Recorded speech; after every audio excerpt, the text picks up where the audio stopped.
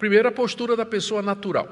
Como é que a pessoa que não tem o Espírito Santo reage diante dessa exposição espiritual das coisas espirituais? Pregada pelo apóstolo Paulo. Ele diz no verso 14: ora, a pessoa natural não aceita as coisas do Espírito de Deus, porque eles são loucura, e ela não pode entendê-las, porque elas se discernem espiritualmente. Elas se discernem espiritualmente. A postura da pessoa que não tem o Espírito é de não aceitar as coisas de Deus. Quando ele fala pessoa natural, ele se refere à pessoa no estado em que nasce. Nós não nascemos convertidos, não, ou pelo menos, com exceção de João Batista, a gente não conhece nenhum caso, não é? João Batista já era crente no ventre da mãe, tanto é que era cheio do Espírito Santo já no ventre da mãe. Mas, normalmente, as pessoas não nascem convertidas. Não é? Por natureza, nós nascemos inimigos de Deus. É isso que Paulo está dizendo aqui. Por natureza, nós nascemos num estado em que nós não podemos compreender as coisas de Deus. Por quê? Porque nós somos filhos de Adão e Eva. Somos herdeiros da natureza corrompida, incrédula e hostil a Deus, que nos foi dada por geração ordinária a partir dos nossos primeiros pais, quando eles desobedeceram a Deus e precipitaram toda a sua descendência nesse caos, nessa cegueira espiritual. Nós nascemos cegos para Deus. Nós nascemos sem o conhecimento de Deus. Esse conhecimento de Deus, ele tem que ser imputado por Deus, ele tem que ser inserido por Deus no nosso coração. Isso aí é o que a gente chama de conversão, novo nascimento, vem depois. Mas o ponto aqui é que a pessoa, no seu estado natural, diz Paulo aqui, ela não aceita as coisas do Espírito de Deus. As coisas do Espírito de Deus, a cruz, a ressurreição de Cristo, a vida eterna, perdão de pecados, a esperança da glória, tudo aquilo que tem a ver com Deus e que o Espírito Santo se encarrega de transmitir e de revelar através da pregação. A pessoa que não tem o Espírito Santo, ela não aceita. A palavra aceitar, ela significa literalmente não dar as boas-vindas. Não recebe aquilo e diz, eu concordo com isso, está bem, é verdade, eu creio nisso, eu quero isso para mim. Então, por natureza, nós somos inimigos de Deus. Nós não queremos as coisas de Deus. O homem natural, ele não aceita as coisas que provêm da parte de Deus. E há duas razões que Paulo coloca aqui para isso, no verso 14. A primeira é, porque lhes são loucura. Para o homem do mundo que não tem o Espírito Santo, que não é convertido, o Evangelho é loucura. Quando ele tenta entender, ele vai chegar à conclusão de que isso aí não pode ser verdade. Né? Primeiro, a existência de Deus. Segundo, um Deus tão cruel que mata o filho para salvar um monte de gente pecadora. Terceiro, por que a minha salvação tem que ser feita por outra pessoa? Eu sou uma pessoa justa, sou uma pessoa reta, não sou tão ruim. Tem gente pior do que eu.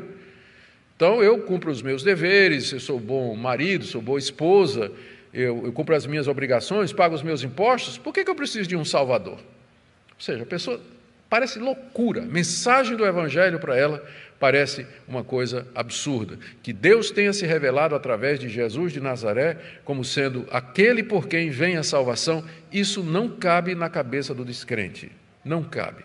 Ele pode dizer ele vai dizer que crê em Deus, muita gente vai dizer que crê em Jesus Cristo, nosso país é um país que foi catolicizado, só se você for aprofundar a discussão e você chegar a esse ponto de inquirir se a pessoa, de fato, entende, compreende a necessidade e de todo o coração abraça, recebe essa doutrina de Cristo pendurado na cruz, como sendo a sabedoria de Deus, você vai chegar no ponto em que você vai perceber que a pessoa vai dizer, não, isso aí não faz sentido, né? Não é isso que nós queremos. Bom, então, a primeira razão é porque parece loucura. A segunda razão que Paulo dá aqui, pela qual o homem natural não aceita as coisas do Espírito de Deus, é porque ele não pode entendê-las. Existe, primeiro, um problema com a vontade, né? Ele não aceita, ele não quer. A vontade é a contrária. E tem um problema não com a inteligência, porque o descrente, ele entende o Evangelho, ele sabe o que é que a mensagem do Evangelho é, mas é um problema epistemológico, um problema de compreensão que aceita. Ele não consegue perceber, não clica para ele, não junta os pontinhos, não fecha o Evangelho. Ele não consegue compreender a natureza da cruz e o caminho da salvação. Porque estas coisas, veja aí no final do verso 14, se discernem espiritualmente. Ou seja, você só pode entender estas coisas mediante a ação do Espírito Santo. Então está aqui a primeira categoria de pessoas, que é a maior parte do mundo. Diante da pregação da cruz, da pregação do Evangelho, essa pessoa não aceita.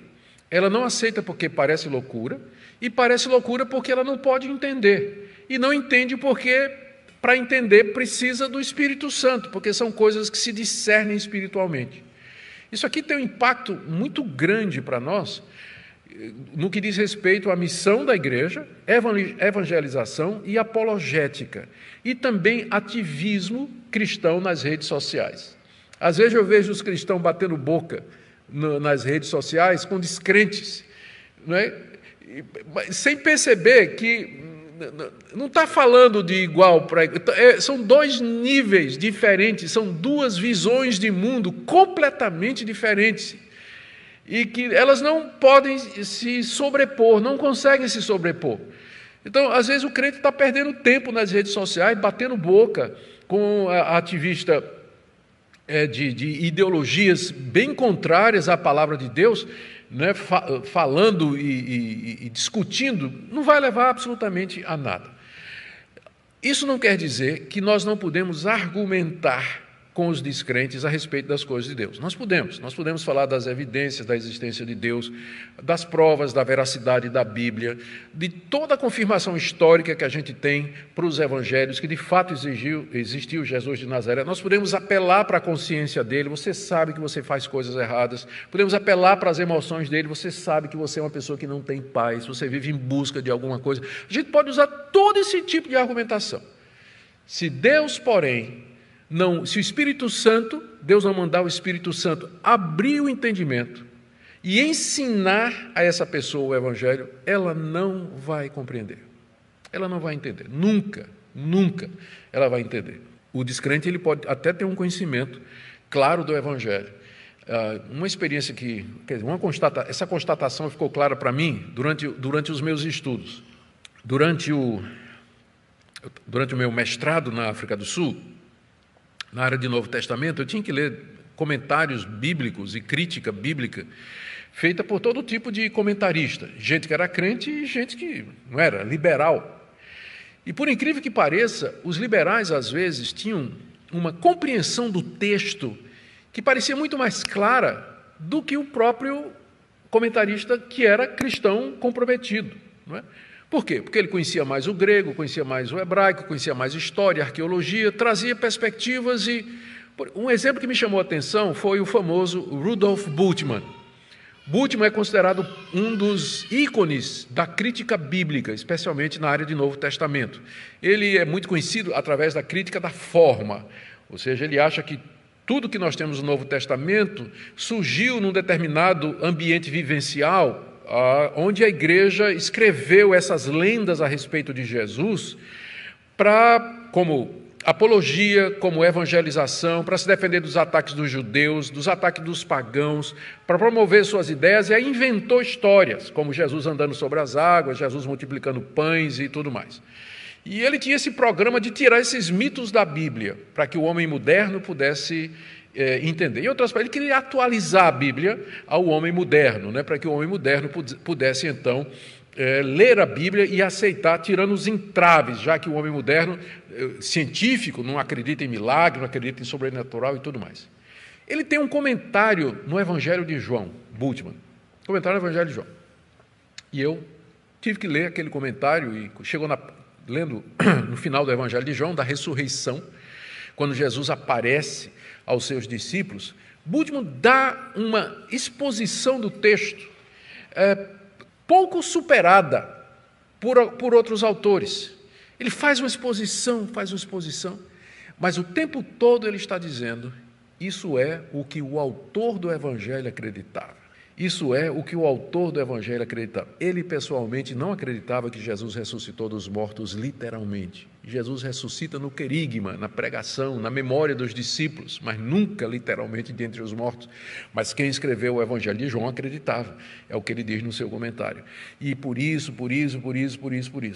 Homem brilhante, mas que não entendia, não cria, não recebia a veracidade do texto bíblico para si. Para mim, um exemplo disso aqui, que o homem natural, ele não aceita as coisas do Espírito de Deus porque lhe parecem loucura e não pode entendê-las porque elas se discernem espiritualmente. Erudição é bom, conhecimento profundo é bom, mas se não for aliado à ação do Espírito Santo, ele não vale muita coisa. Não vai lhe salvar, não vai lhe levar mais para perto de Deus.